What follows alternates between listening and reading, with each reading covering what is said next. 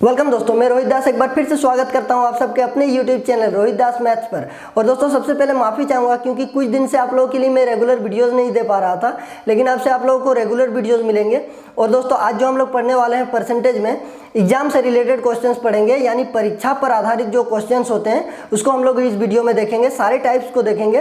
तो इस वीडियो में अंत तक जरूर बने रहें। तो चलिए वीडियो को शुरू करते हैं। इससे पहले चैनल पर नए हैं तो चैनल को सब्सक्राइब करके साइड में जो बेल आइकन है उसको जरूर दबा लें, ताकि आगे जब भी मैं वीडियो डालूं तो सबसे पहले आपके मोबाइल पर नोटिफिकेशन मिल सके। तो चलिए दोस्तों क्वेश्चंस देखते हैं। पहला क्वेश्चन, तो दोस्तों पहला जो क्वेश्चन है, किसी परीक्षा में उत्तीर्ण होने के लिए 35% अंक लाने होते हैं। यानी कोई परीक्षा है जिसमें पास होने के लिए, दोस्तों उत्तीर्ण का मतलब होता है पास, ठीक है, और अनुत्तीर्ण का मतलब होता है फेल। तो बोला गया है कि किसी परीक्षा में उत्तीर्ण होने के लिए यानी पास होने के लिए 35% अंक लाने होते हैं। दोस्तों जो एग्जाम होता है वो 100% का होता है और उसमें 35% बोल रहा है कि लाना होगा, तभी आप पास कर पाएंगे। यानी 100% में से 35% आपको एग्जाम में लाना होगा, तभी आप पास कर पाएंगे। ये हमें क्वेश्चन में बोला गया है। यानी पासिंग परसेंटेज जो हमें दिया गया है, पासिंग मार्क का जो परसेंटेज है वो कितना है, 35%। तो हम लोग सबसे पहले लिख लेते हैं पास परसेंटेज जो दिया गया है वो कितना दिया गया है दोस्तों, 35%, ठीक है। 35% क्या है, वो पासिंग परसेंटेज है 35%। यानी एग्जाम में पास करने के लिए 100% में से 35% लाना होगा। 100% फुल मार्क होता है, उसमें से 35% लाना होगा पास करने के लिए, यह हमें बोला गया है। अब दोस्तों आगे पढ़ते हैं। एक अभ्यर्थी को 40 अंक मिले। कोई स्टूडेंट है जिसको कितना नंबर मिला है, 40 नंबर मिला है। तो दोस्तों पास करने के लिए कितना प्रतिशत अंक चाहिए, 35% अंक चाहिए, ठीक है। उसमें से जो स्टूडेंट है बोल रहा है, एक स्टूडेंट को 40 अंक मिला है, 40 अंक मिला है, ठीक है। 35% पास होने के लिए उसको चाहिए, लेकिन उसको 40 अंक मिला है और वह 30 अंकों से अनुत्तीर्ण हो गया है। 30 अंकों से अनुत्तीर्ण हो गया। अनुत्तीर्ण का मतलब क्या होता है दोस्तों, मैंने आपको अभी बताया कि फेल होता है, ठीक है। उत्तीर्ण का मतलब होता है पास और अनुत्तीर्ण का मतलब होता है फेल। तो बोला गया है कि कोई स्टूडेंट है जो 40 अंक लाता है, ठीक है, और वह 30 अंकों से फेल हो जाता है। दोस्तों अगर मैं आपको बोलूं कि कोई एग्जाम है जिसमें आपको 30 नंबर में पास किया जाएगा, आप 28 नंबर लाते हैं, तो उसका कहने का मतलब क्या है, आप 2 नंबर से फेल हो चुके हैं। आपको 30 नंबर लाना था, आपने 28 लाया, तो आपने 2 नंबर से फेल हो चुके हैं आप।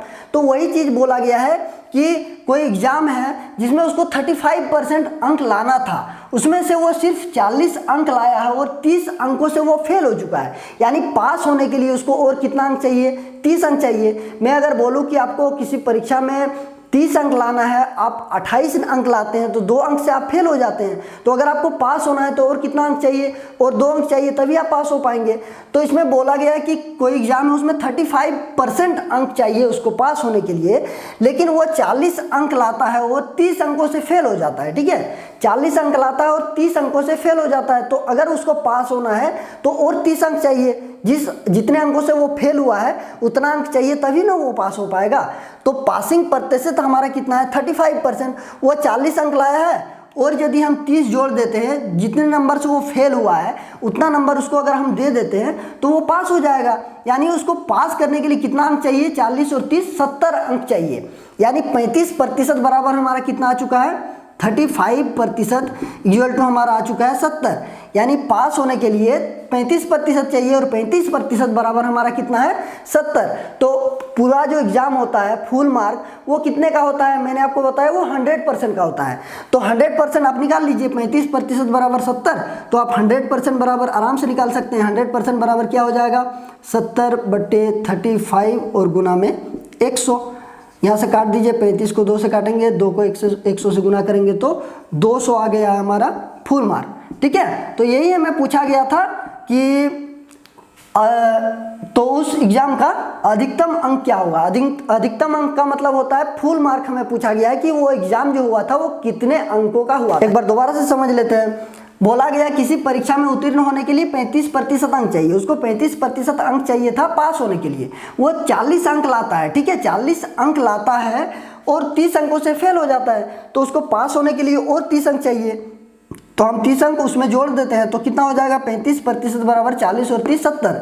तो 35% बराबर हमारा 70 दे के रखा है, हम 100% आराम से निकाल सकते हैं। 100% बराबर फुल मार्क होता है, तो 100% निकाल लीजिए आप, आराम से आंसर आ जाएगा। तो दोस्तों अगला जो क्वेश्चन है वो आपकी स्क्रीन पर दिख रहा होगा।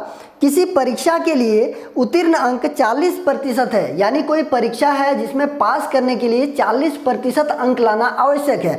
अब बोला गया है एक विद्यार्थी ने 185 अंक प्राप्त किए, कोई स्टूडेंट है जिन्होंने 185 अंक प्राप्त किए तथा वो 15 अंकों से अनुत्तीर्ण हो गया यानी फेल हो गया, तो परीक्षा के अधिकतम अंक यानी परीक्षा का फुल मार्क क्या है ये हमें पूछा गया है।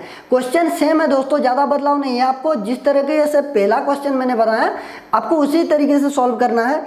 बोला गया है किसी परीक्षा के लिए उत्तीर्ण अंक कितना है 40% है, यानी पास करने के लिए उसको 40% अंक लाना आवश्यक है। कोई भी स्टूडेंट को अगर पास करना हो उस एग्जाम में तो 40% अंक लाना आवश्यक है। अब बोल रहा है कि कोई स्टूडेंट है जिसने 185 अंक प्राप्त किया है, ठीक है, 185 अंक प्राप्त किया है और वो 15 अंकों से फेल हो चुका है। इसका मतलब क्या है, तो इसमें बोला गया है कि उन्होंने जो स्टूडेंट है उसने 185 अंक प्राप्त किया है और वो 15 अंकों से फेल हो चुका है। तो अगर उसको और 15 अंक हम दे दें तो वो पास हो जाएगा। तो उसको और अगर हम 15 अंक इसमें जोड़ दें तो वो पास हो जाएगा, यानी 40% बराबर हमारा कितना हो जाएगा, पासिंग प्रतिशत यही है। तो पासिंग प्रतिशत बराबर हमारा कितना आ जाएगा 185 और 15 200 हो जाएगा, ठीक है, यानी 40% बराबर 200 है। तो हमें पूछा गया है 100% यानी फुल मार्क पूछा गया है उस एग्जाम का। तो मैंने आपको बताया कोई भी एग्जाम हो वो 100% का होता है, तो 100% आप निकाल दीजिए। 100% बराबर क्या हो जाएगा 200/40 और गुना में 100, ठीक है। अब आप इसको आराम से काट सकते हैं, मैं आपको सरल से बता रहा हूँ। 0 से 0 काट दीजिए, 4 से काटेंगे तो 5 बार में 20, 5 को 100 से गुना करेंगे तो 500 आ चुका है हमारा आंसर। फुल मार्क क्या है उस एग्जाम का 500 है, ठीक है दोस्तों। आशा करता हूँ आपको समझ में आया होगा। चलिए बढ़ते हैं नेक्स्ट क्वेश्चन की ओर। दोस्तों तीसरा जो क्वेश्चन है वो आपके स्क्रीन पर दिख रहा होगा। एक परीक्षा में लड़कियों तथा लड़कों के लिए उत्तीर्ण प्रतिशत 35% तथा 40% है, यानी अगर लड़कियों को पास करना हो उस एग्जाम में तो 35% अंक लाने होंगे, जबकि अगर लड़कों को पास करना हो उस एग्जाम में तो 40% अंक लाने होंगे, ये हमें बताया गया। अगला है एक लड़के ने 483 अंक प्राप्त किए तथा वह 117 अंकों से अनुत्तीर्ण रहा यानी फेल हो गया। तो बोला गया है कि लड़कियों के लिए न्यूनतम उत्तीर्ण अंक कितने हैं ये हमें पूछा गया है, ठीक है, कि लड़कियों को पास करने के लिए न्यूनतम कितना अंक लाना होगा।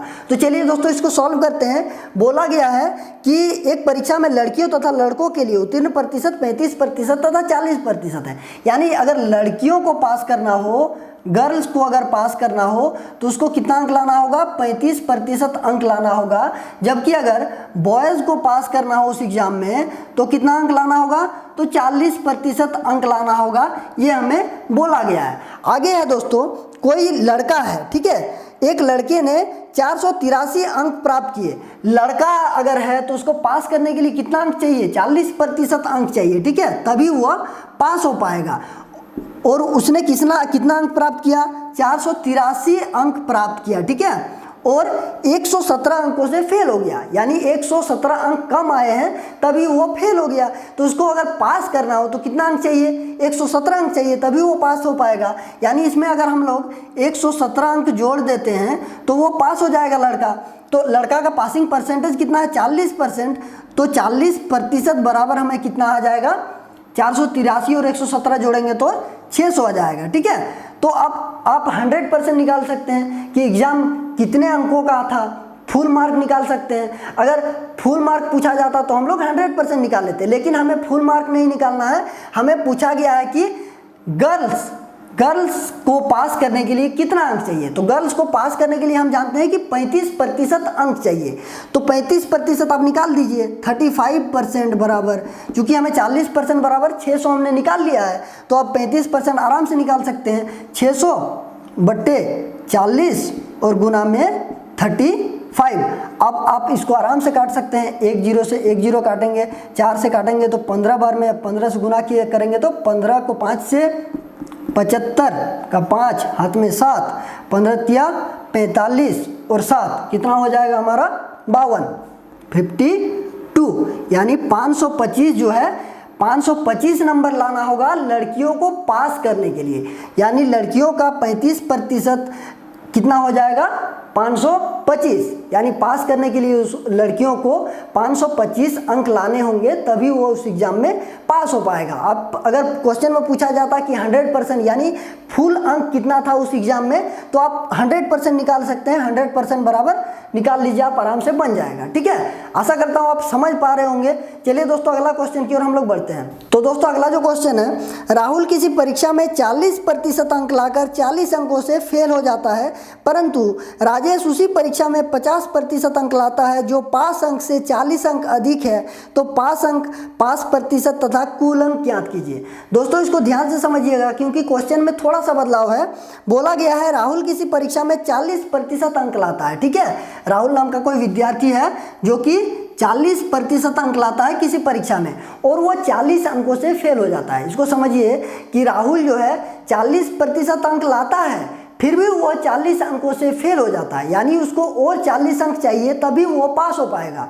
समझिए इसको, राहुल जो है 40% अंक लाता है और वो 40 अंकों से फेल हो जाता है। ठीक है, 40% अंक लाने के बावजूद वो 40 अंकों से फेल हो जाता है। इसका मतलब क्या है कि और उसको 40 अंक चाहिए तभी वो पास हो पाएगा। तो और हम उसको अगर 40 उसमें जोड़ देते हैं तो वो पास हो जाएगा। ठीक है, और इसी तरह बोला गया है कि राजेश जो है उसी परीक्षा में 50 अंक लाता है, 50% अंक लाता है।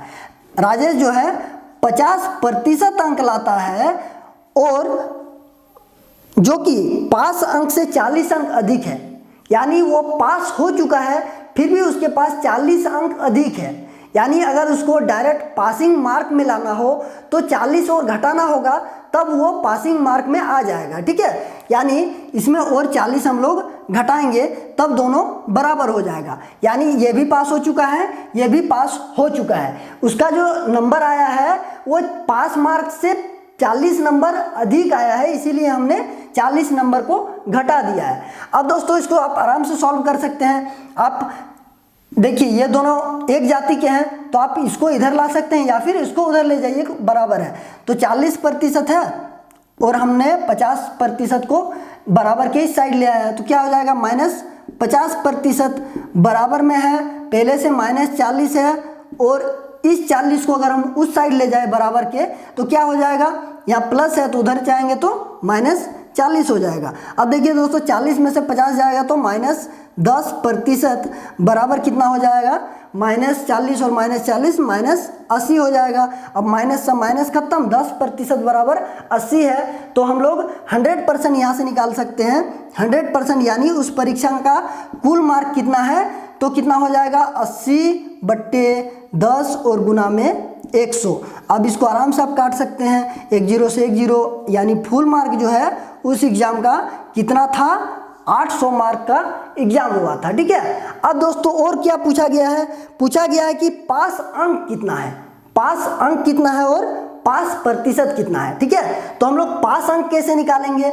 देखिए कुल मार्क कितना है 800, तो 800 का अगर हम लोग 50% निकालते हैं और उसमें से 40 घटा देते हैं तो हमारा क्या आ जाएगा, पास मार्क आ जाएगा। कैसे आएगा दोस्तों मैं बता रहा हूं, क्योंकि देखिए राहुल जो है वो 40% अंक लाता है और 40 अंकों से फेल हो जाता है, यानी और 40 अगर हम जोड़ देंगे तो पास हो जाएगा। यानी 800 का 40% जितना भी होगा, 800 का 40% कितना होता है 8 4 32, यानी 320 होगा। ठीक है, 320 नंबर वो लाता है राहुल और 40 अंकों से फेल हो जाता है, यानी उसमें और अगर 40 जोड़ दें तो 360 आ जाएगा राहुल का और राहुल जो है पास हो जाएगा।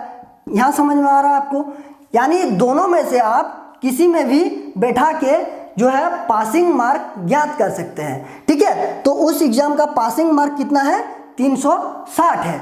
अब दोस्तों और एक चीज हमें क्या ज्ञात करना है कि पासिंग प्रतिशत कैसे निकालना है। तो पासिंग प्रतिशत निकालने के लिए पासिंग मार्क को लिखना है दोस्तों, यहाँ जगह थोड़ी कमी है मैं यहाँ लिख दे रहा हूँ। पासिंग मार्क कितना है 360 और फुल मार्क कितना है उसको नीचे में लिखना है 800 और प्रतिशत निकालने के लिए गुना में 100। अब इसको आराम से काट सकते हैं, 2 0 से 2 0 खत्म, 8 को काटेंगे 4 बार में 32, 4 8 5 40, 45% उस एग्जाम का पासिंग प्रतिशत था। ठीक है, मैं दोबारा से समझा दे रहा हूँ कैसे निकालना है। बोला गया राहुल किसी परीक्षा में 40% अंक लाता है और वो 40 अंकों से फेल हो जाता है, यानी उसको अगर और 40 अंक मिल जाए तो वो पास हो जाएगा। यहाँ वो पास हो चुका है। ठीक है, अब फिर से राजेश किसी परीक्षा में 50% अंक लाता है और वो पासिंग मार्क से उसका 40 अंक और अधिक है, तो हमने 40 अंक का घटा दिया है, इसमें उसका क्या आ जाएगा, फुल पासिंग मार्क जो है वो आ जाएगा करेक्ट में। अब दोस्तों इसको सॉल्व करते हैं तो हम 10% बराबर 80 आ चुका है, तो 100% यानी फुल मार्क निकाल सकते हैं 800। और दोस्तों आप देखिए यहाँ पर भी बैठा के निकाल सकते हैं, फिर यहाँ भी आप निकाल सकते हैं। 8 पंचे 40 यानी 400 आ जाएगा नंबर, उसमें से 40 घटाएंगे तो 360 आएगा। तो दोनों में से आप कहीं भी बैठा के पासिंग मार्क निकाल सकते हैं। और पासिंग प्रतिशत कैसे निकालना है, पासिंग मार्क बटे फुल मार्क और गुना में 100। ठीक है, तो आशा करता हूँ आप बढ़िया तरीके से समझे होंगे। तो दोस्तों परसेंटेज में जो परीक्षा पर आधारित क्वेश्चंस होते हैं वो इसी प्रकार के होते हैं, और 1-2 टाइप आपका बाकी रह चुका है, उसको मैं नेक्स्ट क्लास में करवा दूंगा क्योंकि बहुत गर्मी है यहाँ। तो आज के लिए बस इतना ही, मिलते हैं नेक्स्ट वीडियो में। अगर वीडियो बढ़िया लगा है तो इसको लाइक जरूर कर दे, अपने जितने भी दोस्त हैं उसको शेयर कीजिए, और चैनल में नए हैं तो चैनल को सब्सक्राइब जरूर कर ले। धन्यवाद।